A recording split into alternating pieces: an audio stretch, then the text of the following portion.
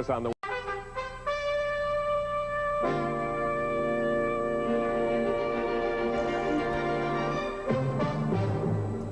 Good evening. Leading the news this Wednesday, the government's monthly economic index had its largest drop in 6 years. The sale of a popular three-wheel all-terrain vehicle was stopped for safety reasons, and the U.S. expelled 2 Chinese diplomats reportedly for spying. We'll have the details in our news summary in a moment. Charlene Hunter-Gault is in New York tonight. Charlene? After the news summary, the latest problems with the space shuttle leads our focus segments. We'll talk with a key NASA official. Then a debate over alcohol ads on television and their effect on young people. Next, a background report on the profit problems of 2 newspaper giants. And finally, Robert MacNeil talks with Walter Kronkite. Funding for the MacNeil-Lehrer News Hour is provided by AT&T. Whether it's communicating the sound of a voice or data, the AT&T network moves information around the country and around the world. AT&T. Funding also is provided by this station and other public television stations, and the Corporation for Public Broadcasting. There was bad news today about the economic future. The Commerce Department's index of leading economic indicators dropped 1.7 points in November, the steepest decline in 6 years. The index is made up of 11 key economic factors, and one of those 11 is the stock market. The October 19th crash in stock prices was the major reason for today's indicator drop, but 6 other indicators were also down. This was a relatively stable day for the price of the dollar on foreign currency markets, a fact that caused the stock market today to go up. The Dow Jones Industrial Average gained 23 points. Charlene? The makers of a three-wheel vehicle responsible for more than 900 deaths have agreed to stop selling the product. The agreement, announced by the Justice Department, fell short of a demand by consumer groups for a recall of the estimated 2 million such vehicles already in use. In addition to the deaths, mostly of children driving the three-wheel vehicles, nearly 7,000 injuries are reported monthly.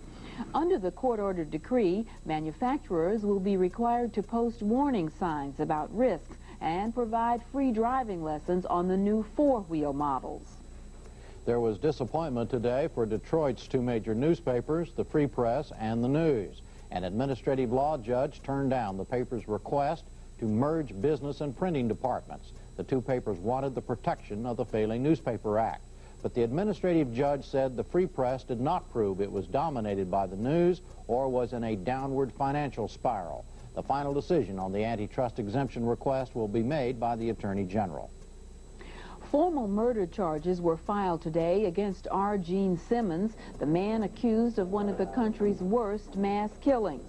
Simmons was charged with 2 counts of capital murder and 4 of attempted murder. The Arkansas prosecutor said he would eventually charge Simmons with 16 murders, including his wife and other relatives, and that he would seek the death penalty.